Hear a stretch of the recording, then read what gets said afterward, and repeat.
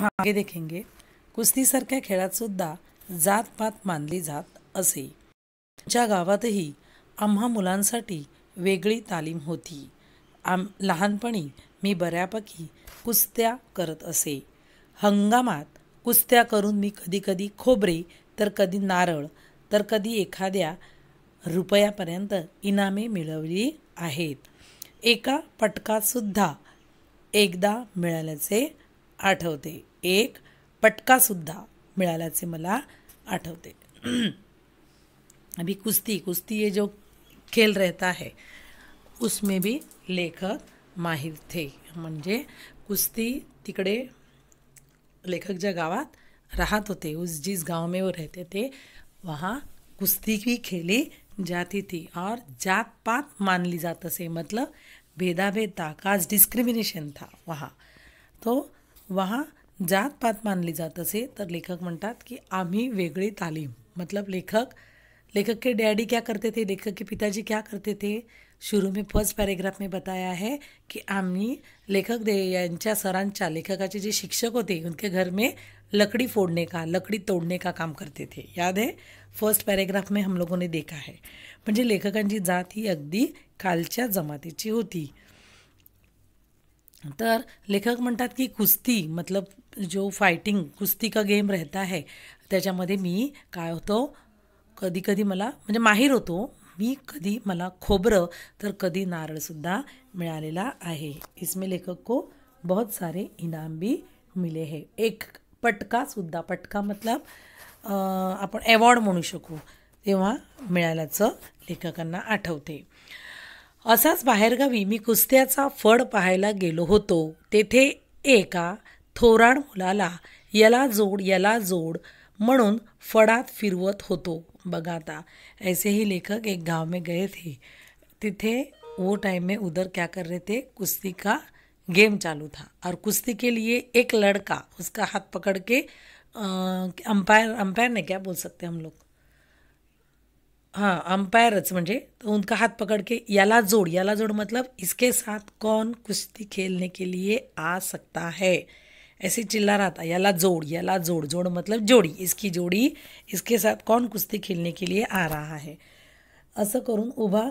लेकिन सब जन स्पेक्टेटर किंवा लोग जी थी, लोग जो वहाँ बैठे थे कुश्ती का गेम देखने के लिए, वहाँ उनमें से कोई उठा ही नहीं. जोड़ म्हणजे त्याला जोड़ीसाठी उसके साथ कुश्ती खेलने के लिए कोई उठा नहीं. तभी लेखक वहाँ से उठ के उसके साथ, तेव्हा आमच्यातला एक म्हणाला, शंकर्या उठतोस का, म्हणजे ते शंकर, लेखकाचं नाव काय तर शंकर्या, त्याला उसको नाम से बोल रहे चल उठ, याला जोड विचारताय तर आप उठो शंकर, तू उठ शंकर्या आणि याच्याबरोबर कुस्ती खेळ, कुस्ती त्या गड्याबरोबर खेळ. मी हा म्हणत मैदानात गेलो आणि लढत करण्याची तयारी दर्शवली. पण मला कुणीतरी ओळखले आणि हटकले. मी हिरमुसला होऊन माघारी गेलो. हा प्रसंग माझ्या मनाला लागला हे ओळखून रायगावकरांनी माझी समजूत घातली. म्हणाले, अरे समाज अजून निद्रिस्त आहे. खेळात मैदानात जात न पाहता कौशल्य पाहावे हे अजून त्याला नीट समजले नाही. पण एक दिवस असा येईल हे सारे नष्ट होईल. तुम्हालाही खेळाच्या स्पर्धेत मानाने बोलवले जाईल. तभी उसके साथ कुश्ती करने के लिए लेखक जब खड़े हो गए तभी कास्ट डिस्क्रिमिनेशन, मतलब वो लेखक जो थे वो हल्के जमात के, नीचे जमात के थे.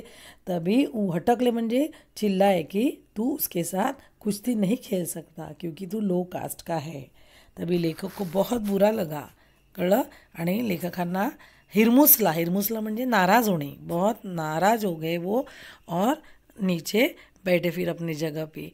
ये प्रसंग किंवा ये जो लेखकांना जे आठवलं तेव्हा लेखकांना त्यावेळी उनके जो टीचर थे रायगावकर सर, तभी क्या बोले, त्यांची समजूत घातली, उनको प्यार से बाजू में लेके बोले, अरे समाज अजून निद्रिस्त है, ये लोग क्या है, समाज अपना जो है समाज है वो क्या है, सोया हुआ है, उनको ये नहीं मालूम, ये खास डिस्क्रिमिनेट करते बैठे हैं, ये हिंदू है, ये आदिवासी है, ये क्रिश्चियन है, ये मुसलमान है, ऐसा करते बैठे हैं.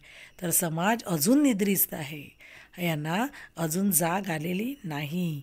हे सारे नष्ट होईल. एक दिवस असा येईल, एक दिन ऐसा आएगा कि ये सब पूरा नष्ट हो जाएगा, हम सब एक है का नारा लग जाएगा. अभी ये पहले ज़माने में ऐसा ही था, कास्ट डिस्क्रिमिनेशन था. लेखक शंकर त्यांनी ते सांगितलं की ते जेव्हा लहान होते तेव्हा, मतलब 50 नहीं, 50 के भी ज़्यादा, 50 से भी ज़्यादा, 60-70 साल पहले ये सिचुएशन हमारे समाज में थी. एक प्रसंग, मतलब एक घटना ये बताई. असाच एक दूसरा प्रसंग, मतलब और एक दूसरा प्रसंग उन्होंने कहा है की शिमग्याच्या धुळवडीला आमच्या वस्तीतील प्रौढ वर्गात तमाशाचा फड उभा राहिला.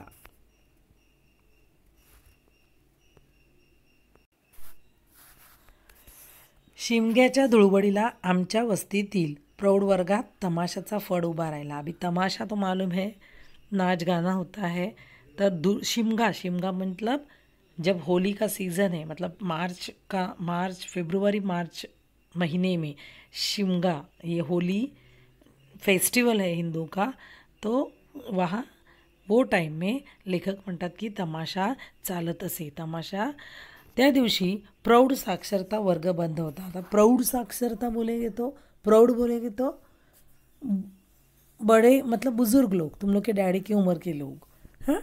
और प्रौढ़, हाँ, तो प्रौढ़ उनके लिए जो मतलब स्कूल होती है. अभी तुम लोग कैसे सुबह आते स्कूल में, हाँ, तो उनके लिए जो स्कूल रहती है वो रात में, क्योंकि वो दिन में पूरा दिन काम पे जाते, नौकरी पे जाते पैसा कमाने के लिए, और रात में उनके लिए एजुकेशन या स्कूल रहता है. रात को उनको एजुकेशन दिया जाता है. प्रौढ़ साक्षरता वर्ग किसे कहते हैं? जो बड़े लोग हैं, बुज़ुर्ग लोग हैं, उनको पढ़ाने के लिए जो स्कूल रहती है, वो स्कूल को प्रौढ़ साक्षरता वर्ग ऐसे कहा जाता है. पर उस दिन क्या हुआ था? प्रौढ़ साक्षरता वर्ग, मतलब जिस दिन ये प्रोग्राम था, तमाशा का प्रोग्राम था, तभी प्रौढ़ साक्षरता वर्ग मतलब उनका क्लासेस बंद था. पण रायगावकर मास्तरांना त्याची कल्पना नसल्याने ते नेहमीप्रमाणे वर्गाला भेट द्यायला गेले. अभी रायगावकर मास्तर जो थे वो प्रौढ़ लोगों को पढ़ाने का काम भी करते थे. वो कब रहते क्लासेस में? मैंने बोली हूँ रात में. तो वो क्लासेस पढ़ाने के लिए जैसे गए, तभी वहाँ तमाशा चालू था. तमाशा बोलेंगे तो नाच गाना सब चालू था. ये देख के फिर वो वापस गए, चटकन परत फिरले. रायगावकर सर बहुत गुस्सा हो गए और वहाँ से निघले. माझी मान खाली झाली होती. ते पाहून मास्तर म्हणाले, अरे आज धुलीवंदन, हे चालायचंच. आणि मास्तर तसेच वाटेला गेले. तभी वहाँ लेखक भी उसमें शामिल थे. उनको देख के रायगावकर सर जैसे ही वापस चले गए, उनको देख के उनको बहुत बुरा लगा लेखक को कि सही में हम लोग गलत काम कर रहे हैं. तभी सर ने उनको देख के बोला, आप मतलब आज धुलीवंदन म्हणजे काय, हा प्रोग्राम कशासाठी आहे? सण आहे म्हणूनच साजरा करतात. त्यामुळे त्याचं काय टेन्शन घ्यायचं काम नाही, मी जातो. कळलं? आज धुलीवंदन चालायचंच, मतलब ये चलते रहेगा. आणि मास्तर वाटेला गेले, मतलब वो अपने रास्ते से चले गए. मग मास्तर मला दुसऱ्या दिवशी बोलले, शंकर तू हे ध्यानात ठेव, जिथे प्रौढ़ साक्षरता वर्ग चालतो,